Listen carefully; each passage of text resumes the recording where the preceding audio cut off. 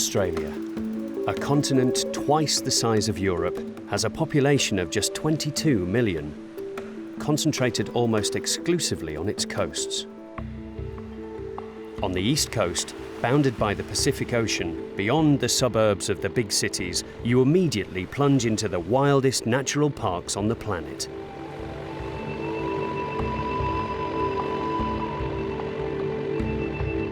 One hour outside Sydney, the Blue Mountains' immense eucalyptus forests have been designated a World Heritage Site by UNESCO. The Blue Mountains owe their name to hundreds of varieties of eucalyptus trees which give off a natural bluish vapour.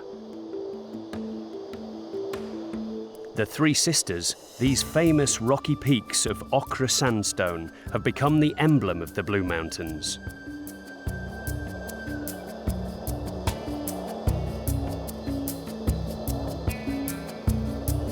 In this vast, still poorly known territory, they discovered a Jurassic tree not long ago, a true living fossil. It's impossible to venture here without a guide.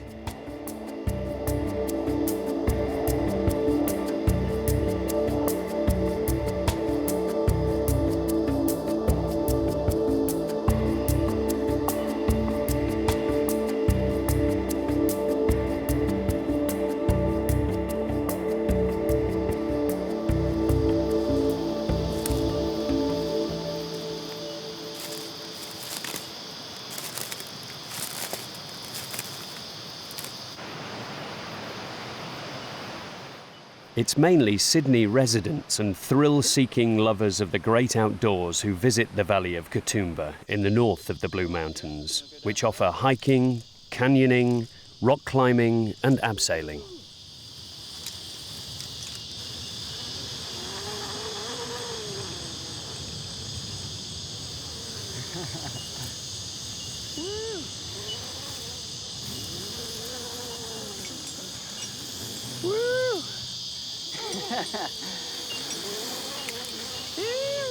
Further away, where it's even more wild, right in the south of the Blue Mountains, Mark Tickner has taken up residence.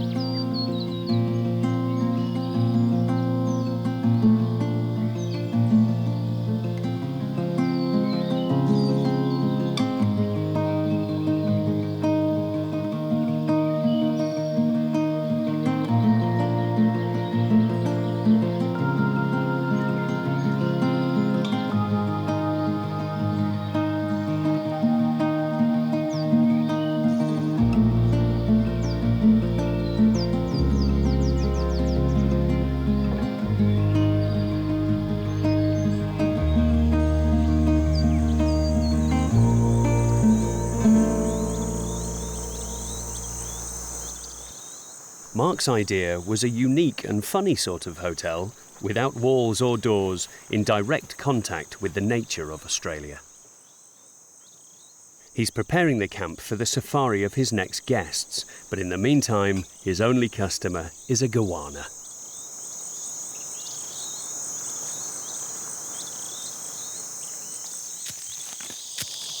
See little bumps in his tail there, scar. He's either got his tail caught somewhere or something's had a chew on it. He could have had a fight with another goanna. They do that. But they'll climb. They just stay very still and they'll climb up and lie on those branches, the horizontal branches of the tree. Just sit there all day. In order to respect the tranquility of the area, Mark welcomes just one group at a time, a maximum of 6 people in his 3 bungalows.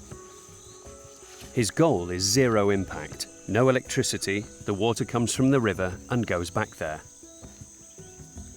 Everything that has been built here must be able to be dismantled in a few hours without leaving a trace.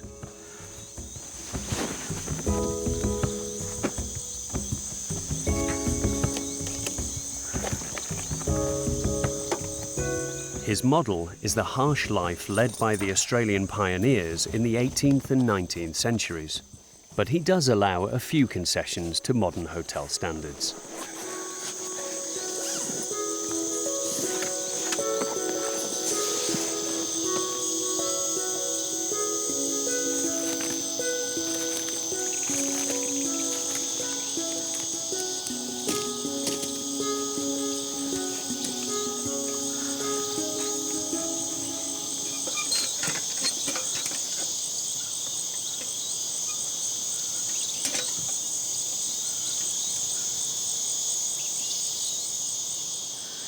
Well, these are our star beds, I guess. They're a swag deck. So we sleep in a canvas swag, and you've got one right here, see, rolled up.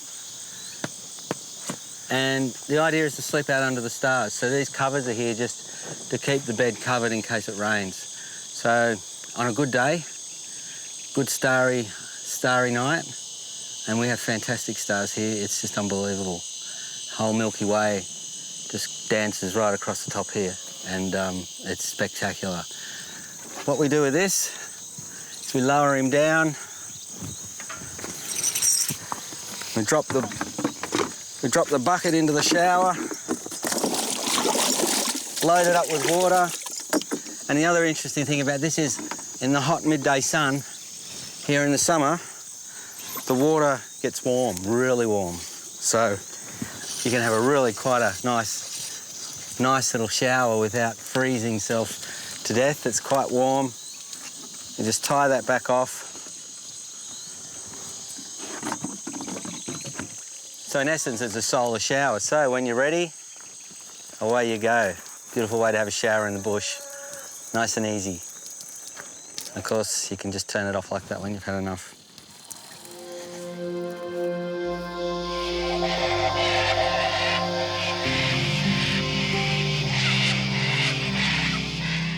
Mark's camp is on the banks of the Wallandilly River, whose meanders provide a habitat for an abundant fauna of extraordinary animals, often native to Australia. Among them is a funny animal with a duck's beak, a beaver's tail, and an otter's paw. It's so strange that for a long time the old European naturalists didn't believe it was for real.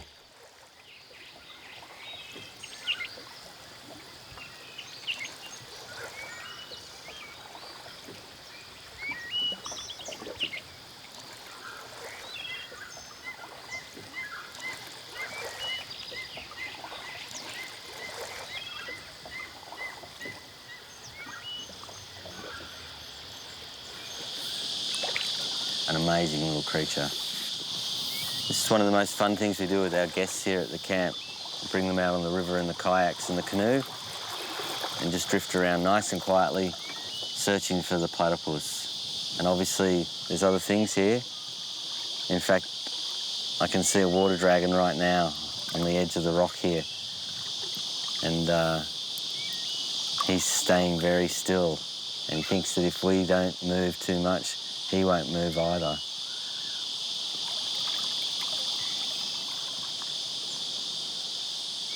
They're like the guards of the river, the little water dragon, like sentinels up on their rocks, checking us out, giving us permission to be here.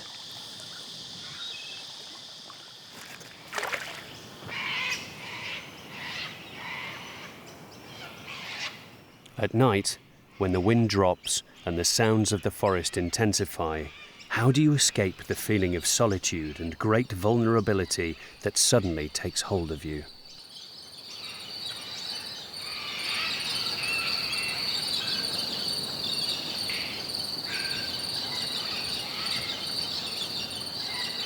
It's very intimidating for people. In a way, they come here and they have to confront all those fears. They arrive here and they know all about our snakes and our spiders and, you know, all the things they're terrified of. And for some, it's quite emotional. You know, you can see that once they get through the night and they wake up and they realise that they're still here, you know, they're very happy. And you know, we've had some guests that couldn't cope, and have, you know, we I have no problem with booking them into a nice hotel somewhere if they can't cope out here under the stars. So yeah, it happens, and it's happened a few times. Some folks aren't ready to sleep with no walls surrounding them. In a little way, if I'm having an impact, I'm putting them back in touch with nature.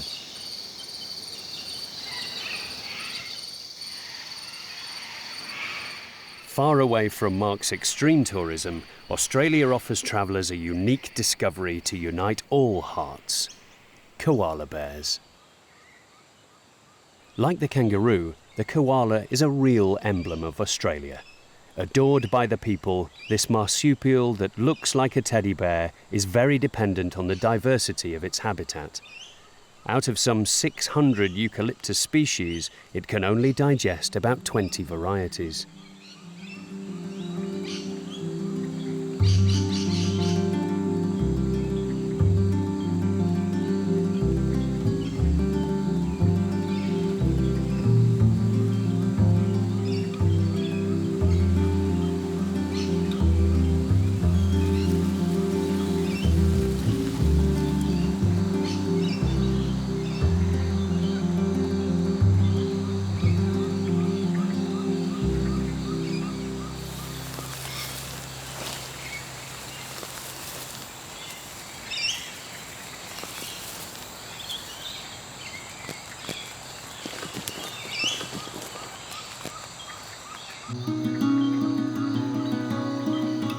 Travelling north up the East Australian Cordillera, just beyond Brisbane, the most extensive city in the world, lies a marvel of nature which has also been designated a World Heritage Site by UNESCO, Fraser Island. A short distance from the coast, Fraser Island is beautiful. A gigantic bank of white sand measuring 125 kilometres from south to north and 15 kilometres from east to west. Very few permanent residents live on the island, apart from a few fishermen and national park rangers.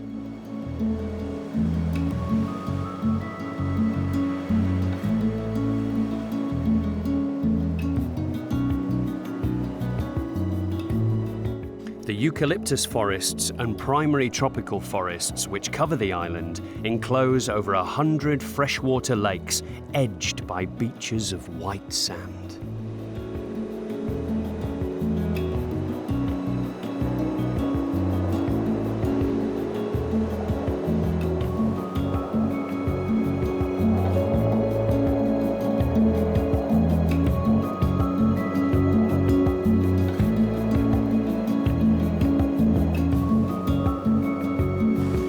Let's give in to the Australian liking for superlatives.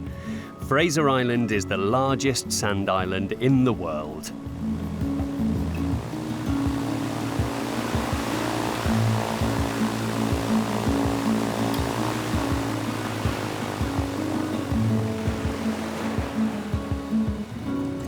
Peter Mayer, son of a German émigré, grew up in Brisbane. He has a passion for Fraser Island.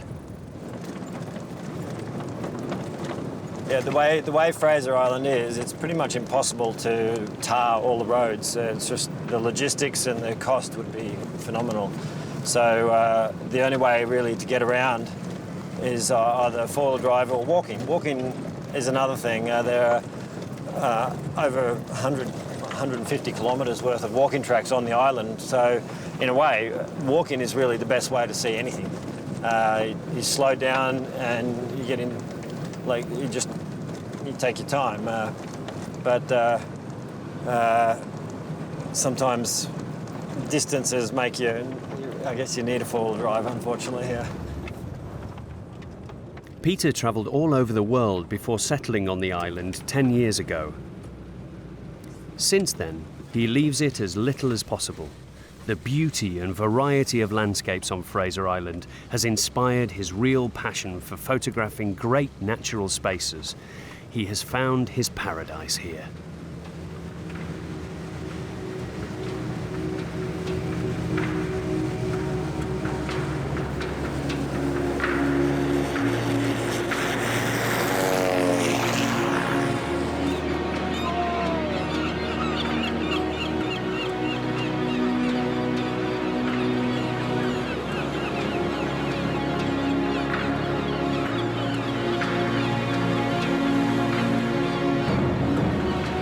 one of the familiar silhouettes on the big Pacific beach, the dingo. Unlike the rest of the continent, wild dogs are tolerated here.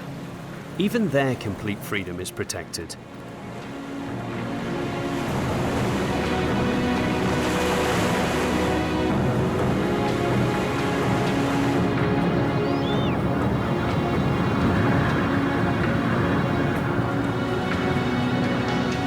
The vastness of the eastern beach of Fraser has earned it the nickname of Highway, from lovers of 4x4 vehicles who couldn't hope for a better playground. A steamship ran aground here 50 years ago. It has become a landmark of the wild island. Fraser is one of the unmissable tourist attractions in Australia. But a few steps are sufficient here to be as alone as on the moon.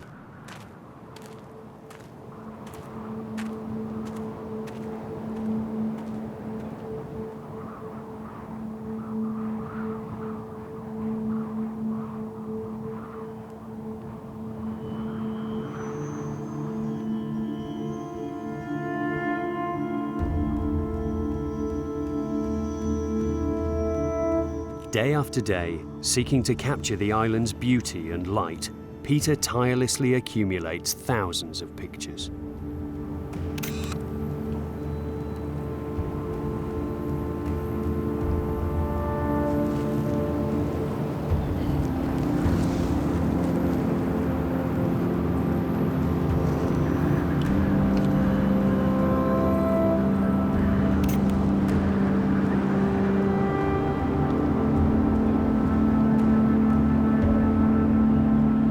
Fraser Island is the largest sand island in the world. It's a big fact about Fraser is that it's all sand, and the sand goes as high as 240 metres above sea level, and the lowest point is about 100 metres below sea level.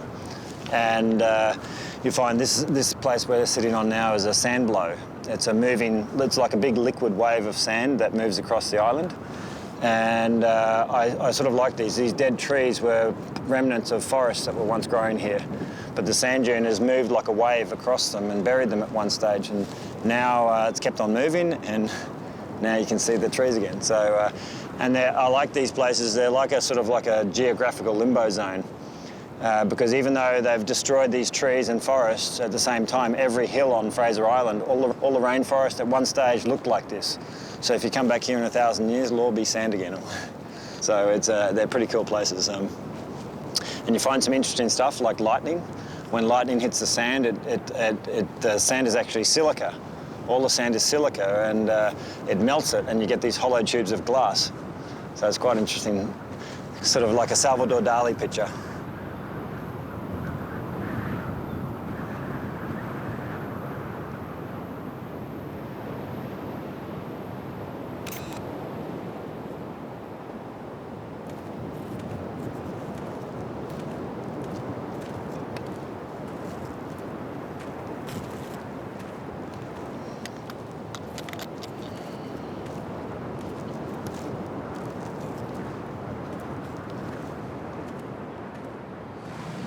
Another hunting ground for Peter Mayer is Lake Alum, in the centre of the island. The lake is famed for the purity of its fresh waters, which lie on a bed of vegetation. It's a favourite place for innumerable wild turtles.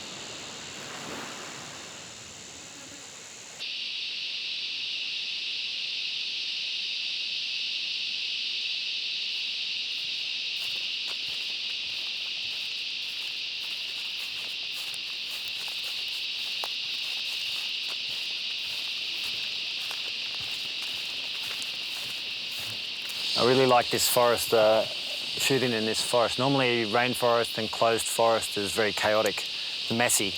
But this is very symmetrical. It has beautiful greens and palm trees and then these beautiful straight lines with these Saturnae trees. And it just creates this amazing symmetry within the rainforest, which normally is very difficult to find in rainforest. But this place is just it's fantastic. It has great lines, yeah, and great colour.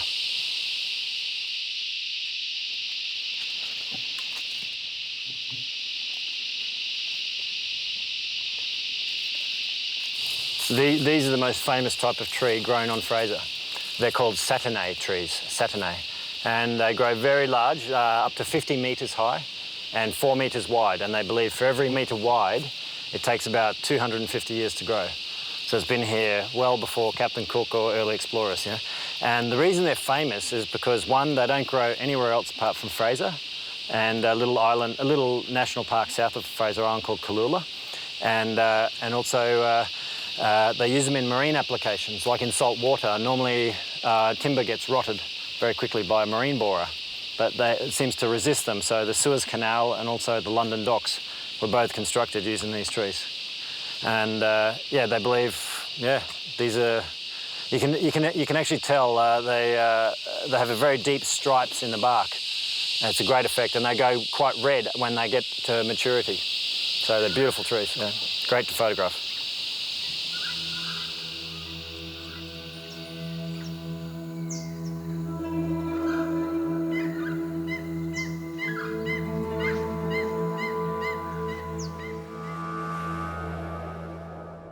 Like the land wonders of Australia, the underwater riches of the continent are designated a World Heritage Site by UNESCO.